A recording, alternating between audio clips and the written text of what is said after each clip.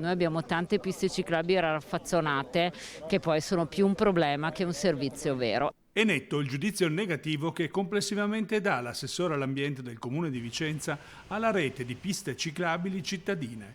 Una onesta autocritica sullo stato dell'arte delle infrastrutture dedicate alla mobilità leggera, in un periodo storico che invece vede il potenziamento e l'evoluzione della ciclabilità generale. Un esempio tra tutti il recente avvio dello studio di fattibilità della prima superciclabile in Veneto che collegherà Padova a Vicenza, la prima autostrada dedicata alle biciclette.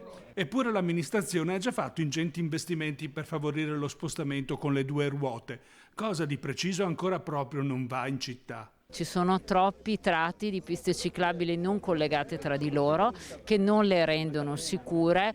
Bisogna ragionare soprattutto dai collegamenti del centro storico verso i quartieri, ma farlo in modo un po' più intelligente. E poi tanta maggiore educazione stradale, perché non è possibile avere le piste ciclabili con i dissuasori che servono non per aiutare i ciclisti ma per disincentivare i maleducati. Ecco. Partendo proprio da queste carenze che andranno migliorate, il Comune intende procedere al riassetto delle piste ciclabili urbane. Verrà definito nel corso della pianificazione di riordino della mobilità complessiva cittadina. Assolutamente, l'amministrazione sta lavorando sul PUMS, quindi su tutto il piano urbano della mobilità sostenibile, attraverso soprattutto il coinvolgimento dei cittadini. Quindi la raccolta dei suggerimenti e delle necessità della città diventerà il nuovo piano.